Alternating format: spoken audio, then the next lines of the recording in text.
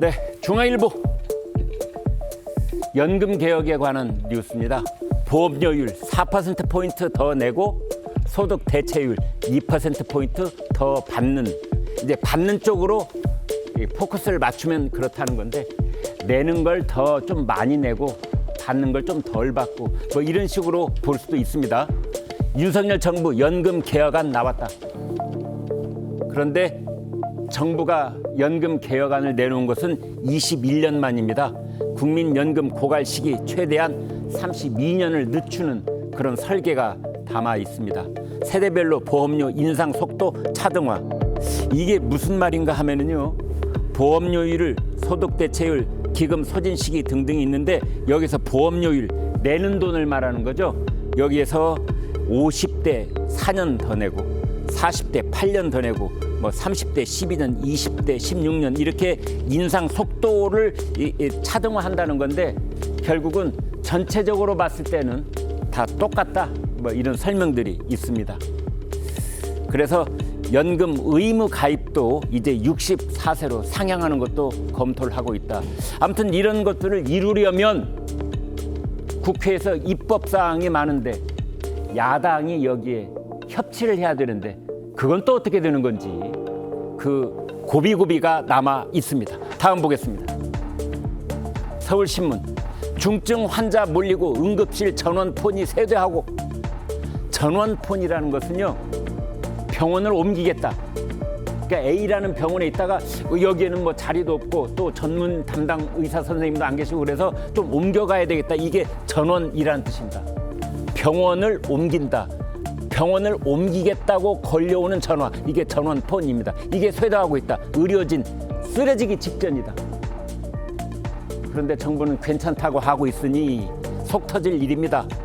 초강도 근무 버티는 남은 의료진, 군의관 보낸다지만 언제 올지 모르고, 뭐 온다고 해도 한두 명 오거나 뭐 이 정도인데 치료가 있을지, 이런 얘기들입니다. 다음 보겠습니다.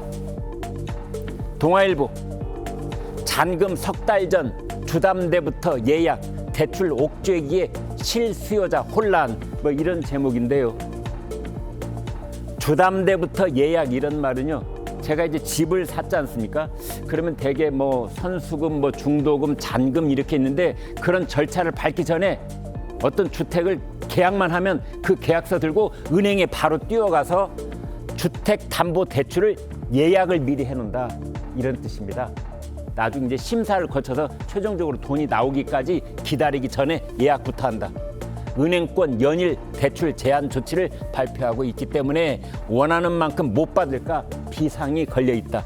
더 유리한 조건 찾는 대출 유목민도 있다. 이런 뉴스입니다. 정치면 조선일보 보겠습니다. 야당 원내대표가 어제 교섭단체 대표연설을 했는데, 그 야당 원내대표의 입에서 윤석열 정부가 일본에 독도를 내주려고 하는 것이냐, 이런 말을 하면서 윤석열 대통령도 불행한 전철을 밟을 수 있다, 이런 말까지 했습니다. 불행한 전철이라는 게 뭔 뜻일까요? 민주당 교섭단체 대표연설, 윤석열 대통령의 이름을 40번이나 언급을 하면서 대부분 정부를 비판하는데 시간을 할애를 했습니다. 일본에 대한 짝사랑 굴종 외교다. 심지어 자유대가 한반도에 진주할까 우려된다, 이런 발언까지 있었습니다.